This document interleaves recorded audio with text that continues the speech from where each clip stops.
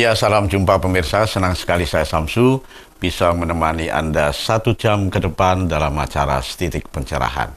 Setitik Pencerahan kali ini kita akan berbincang-bincang tentang Nusantara 3. Barangkali pemirsa akan bertanya-tanya kenapa harus Nusantara 3, berarti ada Nusantara 1 dan 2. Tetapi bagaimana, apakah benar itu, nanti kita perbincangkan dengan narasumber yang sudah tidak asing lagi bagi kita, Girianto Hangendali. Selamat malam, Girianto. Selamat malam, Assalamualaikum.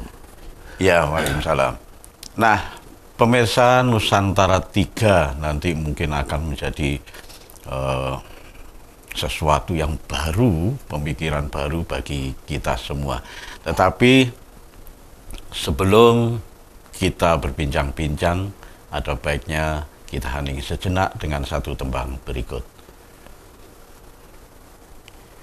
Ana kidung rumaksa ing wengi teko ayu luputa ing lara luputa pilai kabeh jen setan tatan purun paneluan tanono wani miwah panggawe Allah gunane wong luput geni atemahan tirta maling ato tanono ngarah mring mami guna duduk pan sirna. Ya pemirsa, kita awali bincang-bincang kita, Girianto, tetapi sebelumnya kita tentu akan menyapa dulu pemirsa, utamanya ada pemirsa kemarin itu yang rumahnya di belakang Pasar Bareng. Nah, kebetulan ketemu di Batu, Girianto. Wah, remen kula. Terima kasih penjenengan sudah mengikuti Setitik Pencerahan di Dhamma TV. Kemudian Pak Yaminto itu. Pak Yaminto dari Malang kemarin itu menanyakan tentang roh itu, Girianto. Roh. Matur nuwun Pak Yaminto sudah rawuh di Setitik Pencerahan. Sebelum kita berbincang, tentunya kita sapa dulu Pak Yaminto. Bagaimana, Girianto? Ya, ya. Ya kalau Pak Yaminto itu kan rupa-rupanya dia mendalami itu ya, sehingga pertanyaan yang berkaitan dengan kegaifan, yang mana roh, jiwa, sukmo dan sebagainya, pada tataran itu manusia diberi hak untuk mentafsir. Ya. Tafsir karena hanya sedikit yang diberikan. Bahkan Tuhan sendiri itu mengatakan kalau orang bertanya tentang itu, iku urusanku. Ning selirane tak wene sedidik. Nah, yang sedikit ini menjadi tafsir. Maka jawaban kita pada waktu Pak Yaminto mengutarakan pertanyaan itu, ya kita sebutkan tentang roh, rasa, hati, akal, nafsu seperti yang biasa kita berikan. Bahkan kita berikan alternatif bahwa ada sesuatu apabila di dalam itu namanya apa, kalau itu sudah di luar namanya apa. Karena dalam konteks budaya Jawa itu ada istilah sukmo ngelemboro, ya, ngerogo sukmo dan sebagainya. Saya yakin Pak Yaminto paham tentang itu. Ya mungkin di lain kesempatan kita bahas lebih dalam, ya, khusus untuk itu. Tapi ingat bahwa itu adalah tafsir. Tentu banyak sekali. Ya, ada yang mentafsirkan tentang roh suci, ada yang mentafsirkan tentang yang sukmo sejati, sukmo kawekas dan sebagainya. Islam sendiri juga ada namanya tingkatan-tingkatan keilmuan syariat, torekot, hakikat, makrifat, mahabbah ya. Pada tingkatan ini sebenarnya sudah tingkatan rahasia Tuhan. Ya, tapi kita berhak untuk mentafsirkan. Cuma kalau sudah pada ranah tafsir, kuwi ojo menangi dewi, gitu. Karena tafsir. Silakan kalau itu diyakini sebagai satu kebenaran nurut kue ya wis kono. Ojo nyalake kebenaran menurut yang lainnya. Karena masing-masing tafsir. Mempunyai tafsir. Dan tafsir itu pasti punya landasan. Baik pengalaman maupun referensi. Ya, kita bahas di lain kesempatan ya, Pak Yaminto matur nuwun sudah ada di Titik Pencerahan. Kemudian ada lagi yang perlu saya sapa, Kirianto, Pak Lasmadi. Pak Lasmadi ini ketua RT di wilayah Ngaglik. Matur nuwun Pak Lasmadi saged rawuh dhateng acara Titik Pencerahan ini. Juga ada Ibu Widya Alfa. Bu Widya Alfa ini mempunyai lembaga kursus bahasa Inggris, tetapi pengakuannya, wah saya ngikuti terus. Terima kasih Ibu Widya Alfa. Ya, Kirianto, kita awali saja perbincangan ini. Nusantara 3, kenapa harus ada Nusantara 3? Nah, ini juga tafsir. Tafsir juga ya? Juga tafsir. Gitu. Jadi kita memberanikan diri ya untuk membedakan bahwa ada tahap-tahapan di mana Indonesia Nusantara nanti itu akan menemukan jati dirinya, ya. Yang sekarang bahwa nanti itu ada Indonesia emas ya. Ini dalam tafsir kita Dhamma TV ini Titik Pencerahan, kita kembali ke belakang. Karena kehidupan itu kan sifatnya cokro manggilingan, repetisi, ya, hanya berubah. Yang perubahan itu sebenarnya tidak dengan serta-merta putus. Kehidupan kita dari kecil ini kan ada sejarah, nggak terputus dengan sejarah kita. Cuman pada umur yang kesekian itu manusia menambah pengalaman sehingga seolah-olah berbeda. Tapi kalau kita ketelusuri ke belakang, oh iki aja ini hubungannya karo kita seperti itu. Ada sebabnya dari sana. Ada sebab. Ya, dan sebab itu tidak hilang. Kenapa tidak hilang? Karena ke depan dia akan kembali lagi. Katakan Mas Samsu, sekarang kita itu kan sudah 60 lebih ya, itu kita kan sudah akan mulai nikmat membayangkan pada waktu main di sungai, membayangkan bakar telo, membayangkan golek welut, ya, dengan teman-teman itu ya. Sebenarnya kalau kita bisa membayangkan semacam itu, kematian itu nikmat. Kenapa? Karena akan ketemu dengan masa lalu. Wong-wong dhisik kan ketemu nanti akhirnya. Gitu loh. Ini tafsir. Dalam konteks Nusantara, saya memberikan tafsir. Nusantara itu sebenarnya berawal dari zaman Sakadwipa.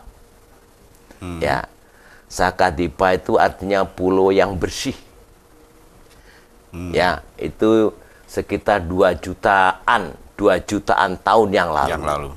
Jadi Nusantara ini, Mas Samsu, merengkuh semua kehidupan, baik kehidupan biasa maupun kehidupan agama. Agama apa saja. Kenapa bisa direngkuh oleh Nusantara? Karena Nusantara itu sudah punya peradaban 2 jutaan tahun yang lalu.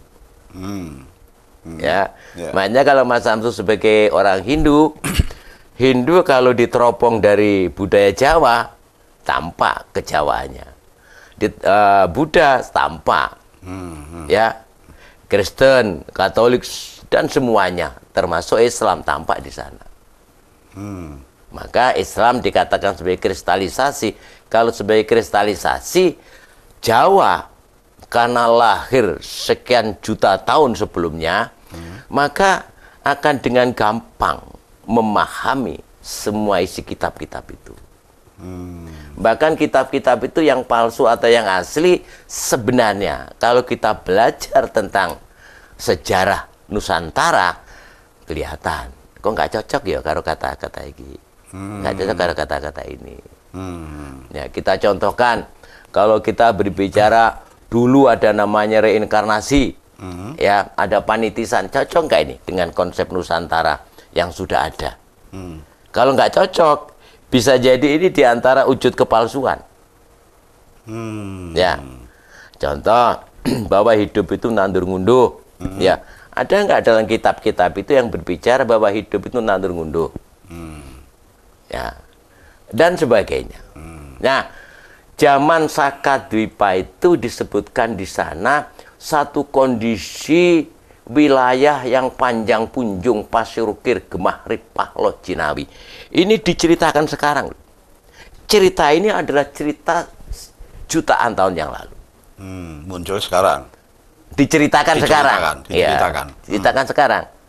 Ya, makanya di sana disebutkan bahwa Nusantara itu sebagai senter peradaban dunia. Senter peradaban dunia.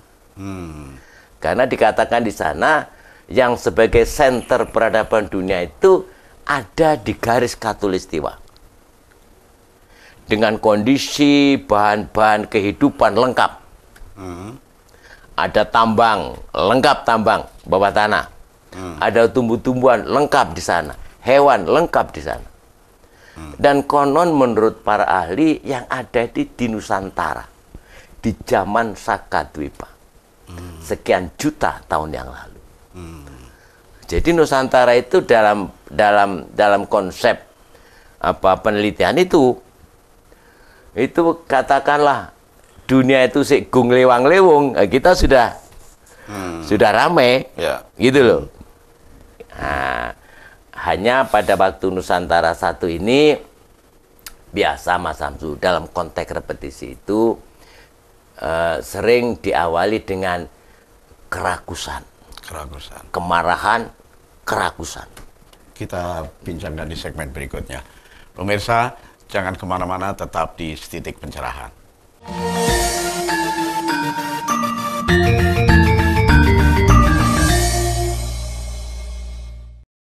Ya, terima kasih pemirsa, Anda masih tetap di Setitik Pencerahan. Kita lanjutkan bincang-bincang kita tentang Nusantara 3.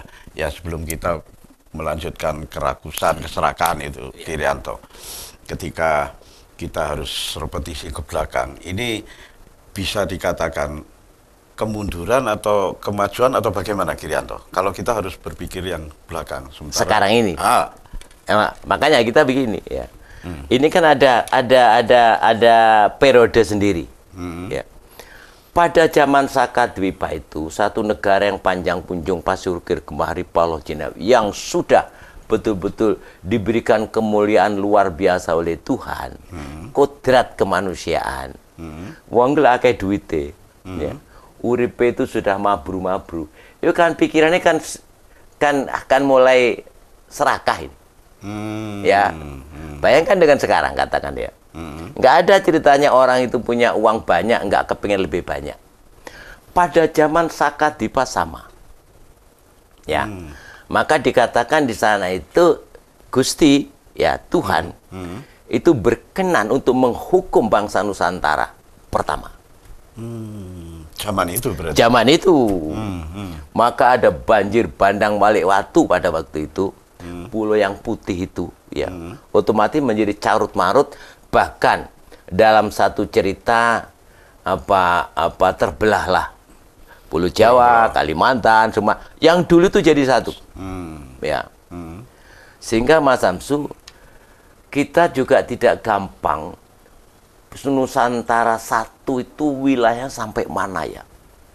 Apa sampai India sana? Ya, apa sampai pada Cina? Karena wilayah Nusantara satu itu sudah dekat-dekat sana. Ya. Jadi jangan heran, agama-agama Hindu, Buddha itu dari mana ya? Bisa jadi dari Nusantara satu. Ya.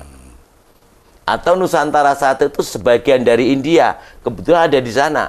Sebelum terbelah itu ya? Belum terbelah.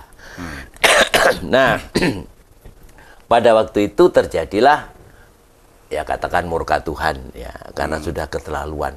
Ya, akhirnya terjadi banjir bandang Balik Watu, gunung meletus dan lain sebagainya, es pada mencair, terbelahlah kita menjadi sekian banyak pulau ini. Nah, bangsa Saka itu namanya bangsa Jawa. Ya, bangsa Jawa, Yawa, Yawana, ya. Nah, konon kata-kata bangsa Jawa yang harusnya itu Jawa itu artinya Nusantara, ya, itu digunakan untuk nama Pulau Jawa. Pulau Jawa. Sekaligus nama orang-orang yang lahir di Pulau Jawa. Maka sebenarnya kita nggak salah. Kalau wong Jawa itu artinya orang Nusantara. Maka Mas Samsu pernah mendengar wong Jawa ilang Jawa nih. Ya. Itu karena meskipun kamu itu lahir di Pulau Jawa, ya, bisa jadi kamu itu bukan orang Jawa. Bukan orang Nusantara. Ya. Ya. Nah, inilah sebenarnya akhir dari masa Nusantara I dengan segala macam sejarahnya. Nah, setelah itu sejarah mulai dari nol lagi. Ya, ini ya, dari nol lagi. Kalau dalam gunungan wayang itu Mas Samsu, kan ada gambar. Ada gambar macan, di bawah itu ya banteng. Di atasnya ada monyet, kera, ya di atasnya ada namanya burung merak. Pada saat Sakadwipa itu menemukan kemuliaannya, itu manusia-manusianya tunduk patuh kepada Tuhan. Artinya apa? Artinya dia pada puncak-puncak keimanan. Semuanya. Kalau digambarkan dalam gunungan itu sudah manuk merak. Sudah perak dengan Tuhannya. Lama-lama turun jadi monyet. Ya, lama-lama turun jadi banteng, kepala banteng. Lama-lama turun menjadi harimau. Di situ Tuhan bentuk bangsa Nusantara I. Ya, setelah banjir bandang Waliwatu, gunung meletus dan lain sebagainya, wilayah itu pecah, dimulai lagi lah oleh Tuhan kehidupan yang baru. Apa itu? Nusantara II. Nusantara II. Nusantara II. Jadi hati-hati kalau kita berbicara hari kiamat itu ya, ternyata Tuhan memberikan repetisi-repetisi ini. Ya. Nusantara II itu secara gamblang bisa kita lihat dari sejarah raja-raja. Raja-raja Nusantara. Memang sejarah tidak gampang untuk melihat ke belakang raja-raja. Data-data yang terkumpul ada konon katanya raja-raja Nusantara II pertama, Nusantara ya, itu adalah Kutai, yang sekarang terkenal dengan Kutai Kartanegara itu. Ya. Baru yang berikutnya itu yang ada di Pulau Jawa. Ya, di Pulau Jawa. Mulai ini adalah Nusantara II. Terus dari Kutai itu terus ada Tarumanegara di Jawa Barat itu, terus ada Kalingga, terus ada namanya Mataram kuno, terus ada namanya Kahuripan, Kadiri, Singosari, Majapahit, terus nanti ke Demak, Pajang dan lain sebagainya. Ini adalah awal Nusantara kedua itu seperti awal Sakadwipa. Naik lagi berarti. Iya, naik lagi. Iya. Makanya pasang surutnya raja-raja Nusantara itu akhirnya runtuh. Sakadwipa juga runtuh akhirnya. Dibangunlah oleh alam ini menjadi Nusantara II dalam versi kita. Ya. Nah, banyak sejarah yang mewarnai bangsa Nusantara pada saat peralihan dari Nusantara I menuju Nusantara II, ya. Karena apa? Karena goncangan yang pulau-pulau itu masih pada bergoyang, kan begitu ya? Tidak seimbang lah. Ya. Tidak seimbang. Ada yang berpikir, oh yang paling berat itu utara, kan begitu cerita itu. Ya. Yang paling berat itu dulunya, yang paling berat itu selatan. Kenapa? Nyai Roro Kidul, Jin Periprayangan Ilulu, Paraspati Dadean. Akhirnya Tuhan berkenan untuk mendatangkan para wali sekek lor, kan begitu ya? Sehingga menjadi imbang, kan begitu ceritanya ini. Nah, pada awal-awal Nusantara II ini Mas Samsu pasti mendengar jenenge Yang Ismoyo atau Semar Bodronoyo atau Noyo Hantoko namanya ya, atau Dyah Kunto Prasonto ya. Itu yang menyeimbangkan Nusantara. Ya. Terus ditambah lagi kata ada Syekh Subakir. Ini kan tafsir-tafsir mereka. Tapi yang paling dekat itu adalah dalam konteks mistis itu adalah Yang Ismoyo, yang mendampingi turunnya Yang Wisnu. Ya, untuk apa? Khususnya untuk cerita ini yang memberikan keseimbangan Pulau Jawa. Ya, turunlah Yang Wisnu dengan Dewi Laksmi ke Jawa Barat, ke Jawa Tengah, Magelang itu, dengan bawa paku yang besar sekali. Di gunung apa itu, Pak? Gunung Tidar. Gunung Tidar. Jadi Gunung Tidar itu paku. Ya, paku, dipakukan begini. Berhentilah goncangan Pulau Jawa.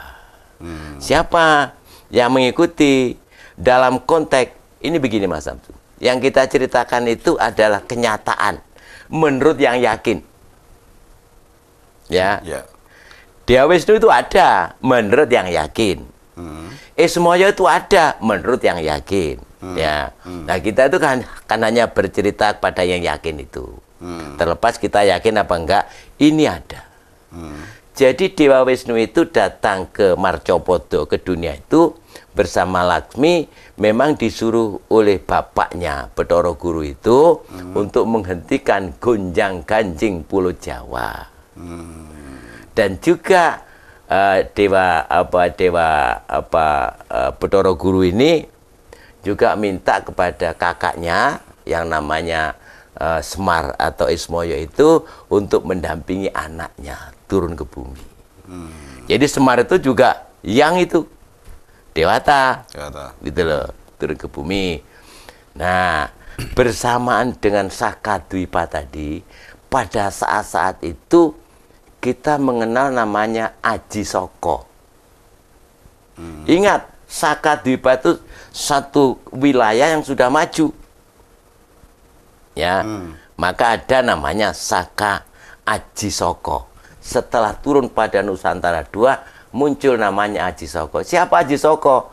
Orang mentafsir-tafsir. Ya. Tapi kenyataannya kan ada. Dalam buku-buku babat dari waktu ke waktu, Mas Samsu, cerita Aji Soko itu ada. Cerita mirip Aji Soko itu ada. Sampai sekarang. Masih diceritakan terus ya? Masih. Aji Soko dulu itu ada raksasa, kan begitu, yang suka makan manusia.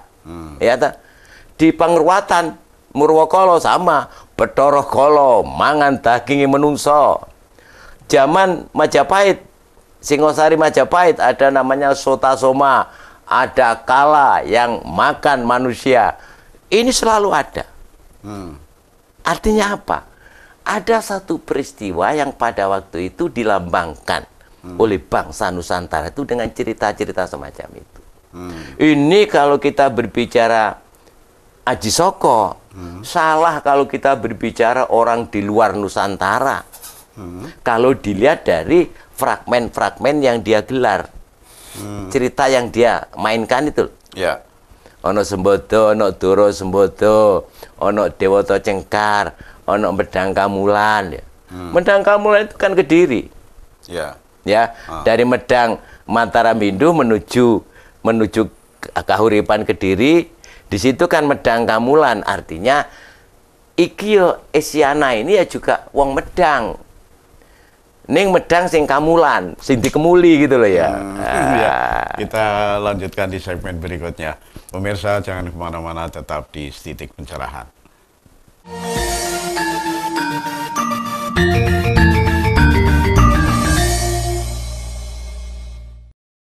Ya, terima kasih pemirsa, Anda masih tetap di Titik Pencerahan.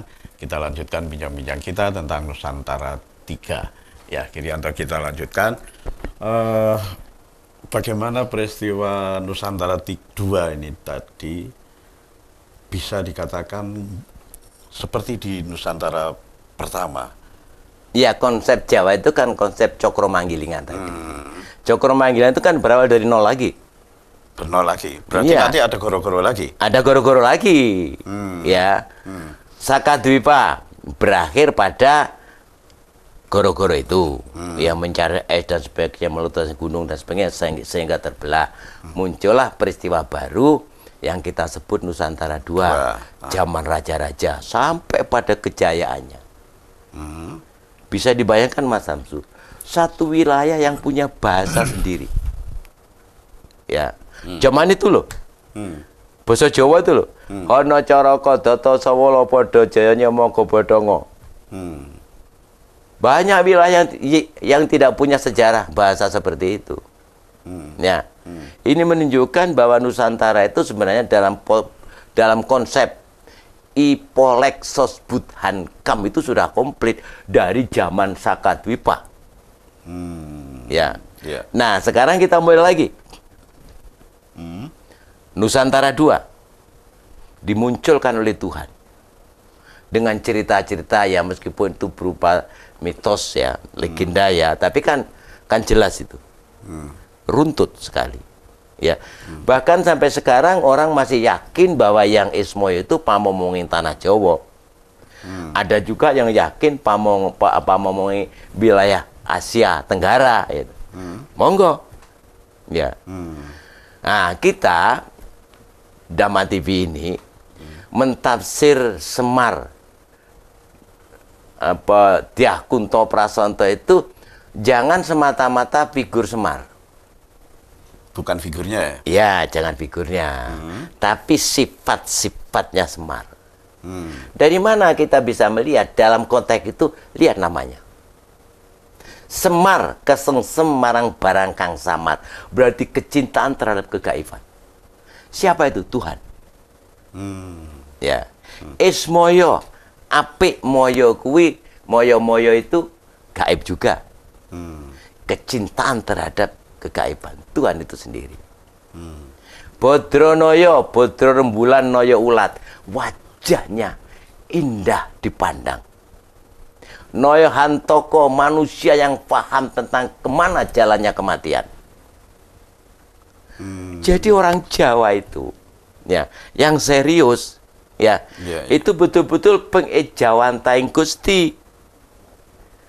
Tahu kemana dia harus pergi pada waktu mati. Hidupnya damai. Prinsipnya 3. Ya. Prinsipnya 3 itu apa?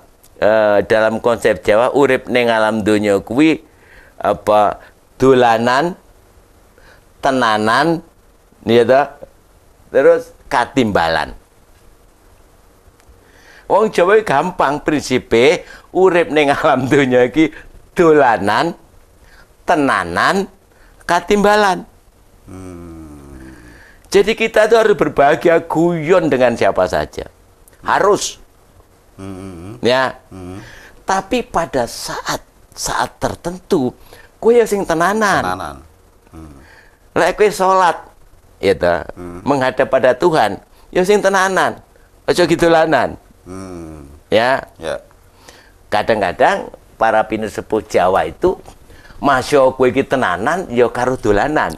Ah, ya ta? Artinya apa? Di dalam mengemban sifat ketuhanan, kamu yang berbahagia juga.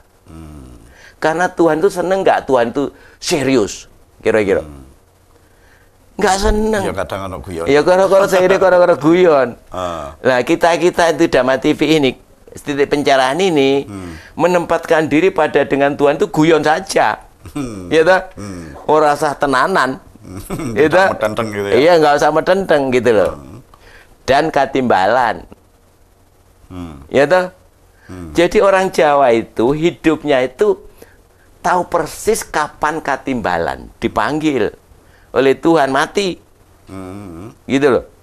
Makanya kalau hidup itu dolanan, tenanan, katimbalan, mati itu mananya nikmat yang sejati. Karena ngerti kapan titi mongso katimbalan kuwi bakal dumati. Sudah tidak mengira-ira lagi ya? Iya, sudah nggak mengira-ngira. Udah tahu. Samsu, So dina iki ngene-ngene ya, anak putu teko kabeh. Ini orang Jawa. Nah, di zaman-zaman ini akan terjadi nanti. Ya, akan terjadi. Di zaman-zaman Nusantara II. Terjadi terus mengalir. Ya. Ya, kita berbicara Jawa ya. Jawa dulu. Terus mengalir. Raja-raja terus berkembang, ya. Dari tadi itu dari Kutai Tarumanegara, Kalingga, terus sampai Medang Kamulan, sampai Kahuripan, Singosari, Mojopahit, Raden Patah, Jinbuningrat. Ini kan macam-macam ini. Hancur kan akhirnya. Ya. Hancur. Ya. Ya segala macam. Kejayaan Brawijaya kurang apa? Kejayaan Singosari kurang apa? Dengan ekspedisi Pamalayu, gitu, untuk mengendalikan tentara Mongol, dan ternyata Mongol bisa dihancurkan. Yang tentara itu tidak bisa dihancurkan oleh dunia. Dunia loh. Singosari iso. Oh, Singosari iso, gitu. Apapun, ya. Arya Wiraraja itu dalam satu tulisan ya, saya membaca gitu. Arya Wiraraja itu pernah omong-omong dengan siapa? Kertanegara. Pada waktu Mengki itu dilukai, disuruh pulang lagi, itu ngomong, awake dhewe lek gratasi Mongol, wani merantasi. Gitu. Iya, dalam dialog seperti itu. Wani. Gitu. Artinya siap. Nah, cuman pada waktu itu, katakanlah Arya Wiraraja sebagai orang dalam di situ mengatakan, ya, memang kita kuat. Tapi harus hati-hati, ya. Jangan pernah bergerak dalam masalah-masalah besar, karena Mongol akan datang, pasti akan datang. Melesetnya ya, ekspedisi Pamalayu dikerjakan, kosong, gitu. Nanti kalau Arya Wiraraja itu diturut oleh Kertanegara, wah, nggak karu-karuan Mongol itu sejak zaman Kertanegara. Ya, makanya Arya Wiraraja dipindah ke Madura, ya. Empu Raganata nggak diperhatikan. Istilahnya ada penasihat baru lah. Yang penasihat baru itu bisa jadi nggak pengalaman, seperti Arya Wiraraja, Raganata dan sebagainya. Kita menemukan kejayaan. Majapahit kurang apa? Ada istana, ada Negorogung, ada Nusantara, ada mancanegara, ada Mitreka Satata, menguasai sekian luas. Nggak ada yang bisa mengalahkan. Hancur juga. Hancur juga. Nah, dari kehancuran raja-raja itulah dalam konteks Dhamma TV kita titik pencerahan akan muncul Nusantara III. Zaman apa itu? Zaman Republik. Ya. Zaman Republik. Zaman Republik. Zaman Nusantara II, proklamasi kan sudah ada. Oh, ya. Zaman Mojopahit. Tapi ini sudahlah, selesai. Kita proklamasi lagi Nusantara III, Bung Karno. Ya. Udah, dengan segala macam perjalanannya. Ya. Dari Bung Karno, Soeharto, Habibie, Megawati, Gus Dur, SBY, Jokowi, sampai Prabowo Subianto. Kapan Pak puncaknya? Kan begitu. Sakadewa puncaknya jelas. Nusantara II, raja-raja puncaknya jelas. Republik puncaknya di mana? Nah, kita menunggu puncak ini. Ya. Sebelum hancur. Sebelum dari nol lagi. Ya, ini kan perjalanan. Banyak diceritakan dalam media massa. Zaman ibu kota Nusantara IKN itu adalah puncak kejayaan bangsa Nusantara ketiga. Ya, harus hati-hati ini. Jadi orang-orang yang sepaham dengan kita, tonggak Nusantara III itu ada pada IKN. Itu ide Bung Karno loh. Ide Soeharto loh. Ide Soeharto juga loh mau bangun itu. Hampir semua presiden membaca itu. Dan yang berani untuk merealisir namanya Joko Widodo. Yang melanjutkan namanya Prabowo Subianto. Wah, kerengi. Ya. Kurang bejane sisip sendiri untuk menggapai IKN dalam rangka tahun 2000 berapa? 35 ya? 35. Ya. 45 atau 35? 45. Mencapai Indonesia emas. Oh, geger iki bakal. Rawe-rawe rantas, malang-malang tuntas. Kalau itu sampai gagal, bisa jadi terhambat kita untuk mencapai Indonesia emas. Makanya kita boleh mentafsirkan Joko Widodo itu sebagai peletak dasar. Lah jenenge dasar iki dhuwur murat marit. Ning dasare kuat. Ya. Tinggal nonton dhuwur. Tinggal nonton dhuwur. Iso enggak Prabowo iki?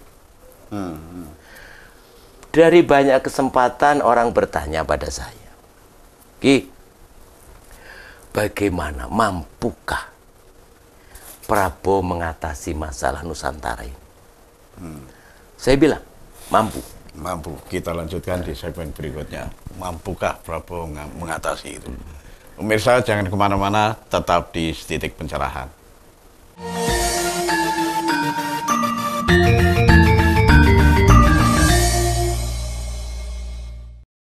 Ya, terima kasih pemirsa, Anda masih tetap di Titik Pencerahan. Kita lanjutkan bincang-bincang kita tentang Nusantara 3.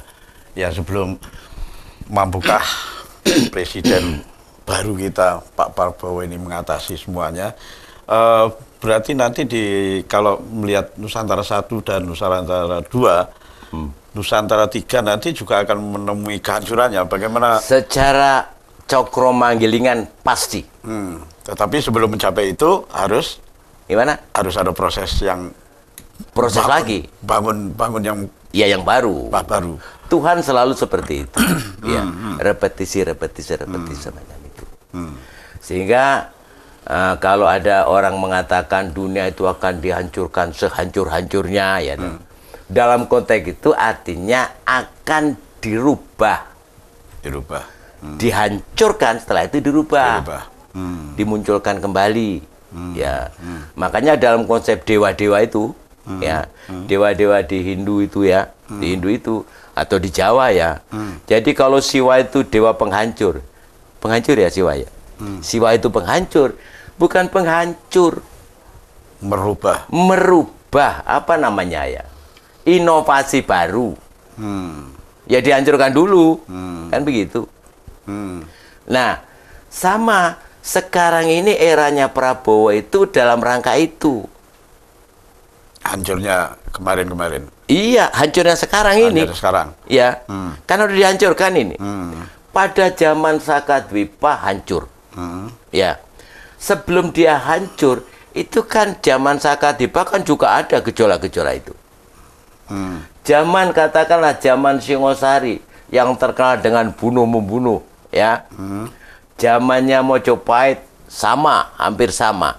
Renek-renek itu harus diselesaikan agar menjadi Mojopahit itu satu negara yang diperhatikan dunia. Indonesia juga akan diperhatikan dunia. Selesaikan renek-renek ini. Ya. Kalau presiden sekarang kan bertekad untuk sikat koruptor. Ya monggo. Mungkin itu salah satu renek-renek yang kalau itu memang dipandang sebagai jalan. Karena kan sama dengan begini Mas Samsu. Indonesia itu kan tidak gampang untuk melihat sopo to koruptore. Sopo to sing koruptor setitik, sopo sing akeh, kan angel itu. Ya wis gruduken kabeh ae, kan begitu. Ya.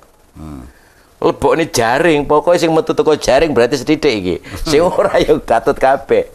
Seperti itu. Sama halnya kalau teman-teman bertanya, Ki, bagaimana kesulitan dari food estate, kata begitu. Kenapa sulit? Wilayah kita masih luas. Ketua adat dan sebagainya. Ada dua yang perlu ditempuh. Satu smooth, pelan-pelan, tapi lama ini. Untuk menyadarkan masyarakat, untuk merubah masyarakat sehingga cara berpikirnya dari cara berpikir yang nomaden itu, ya dari berpikir yang berburu itu menuju cara berpikir bertani. Kan nggak gampang ini. Aku nguber kidang ngene iso mangan kok, kan begitu. Ya. Nglumpukne sabrang iso mangan kowe. Wong bertani, sik kudu nandur, kan begitu. Kan nggak gampang ini. Ya. Sehingga kita secara smooth kita didik dia sampai pada pertanian, food estate. Tapi presiden kan cuma 5 tahun. Lah, untuk merubah cara berpikir masyarakat itu butuh berapa tahun? Bertahun-tahun. Terus gimana Ki? Sikat saja itu lahan itu. Saya begitu. Tapi ingat bahwa kamu harus memuliakan siapa yang punya lahan. Di situ ada suku. Di suku ada adat. Jangan dihilangkan. Meskipun sudah menjadi food estate, tetap milik mereka. Saya sarankan begitu. Sehingga Ya. meminimalis. Tinggal mengaturnya ya. bagaimana. Ketua suku tetap ketua suku. Anggotanya tetap anggotanya. Wilayahnya tetap wilayah sampean. Tanduran sing beda, pieng ngitungi saiki. Kan seperti itu. Ya. Ya, saya nggak tahu bagaimana mereka ya. Tapi menurut saya ada 2 jalan yang perlu ditempuh. Yang satu smooth, pelan-pelan. Perubahan sosial budaya itu akan makan waktu. Tapi ada perubahan sosial budaya yang dengan tegas yang semacam itu. Hanya 2 itu.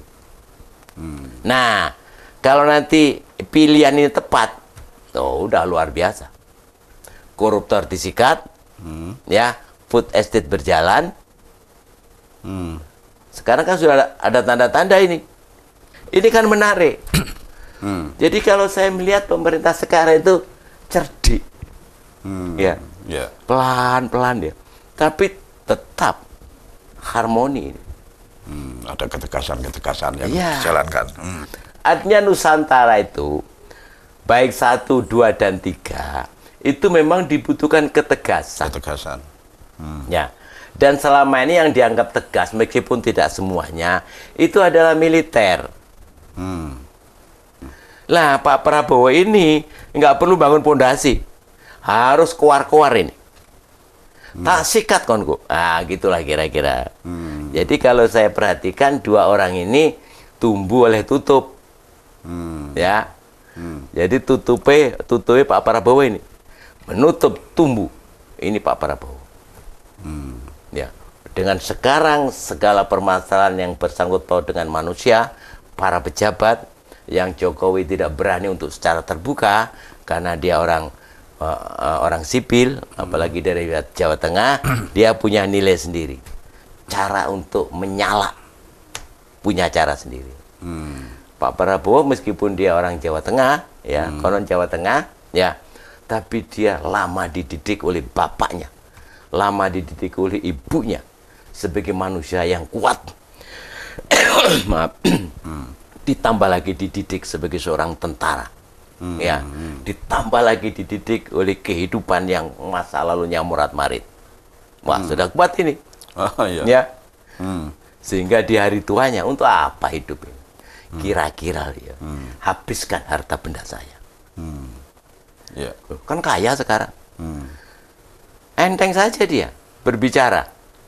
Makanya diantara mestinya loh ya. Tapi ya dengan cara yang baik. Sebagai seorang pejabat yang sing soge dhisik. Bar kuwi njabat. Tapi golek sing apik. Ojo njabat golek soge. Iki repot iki.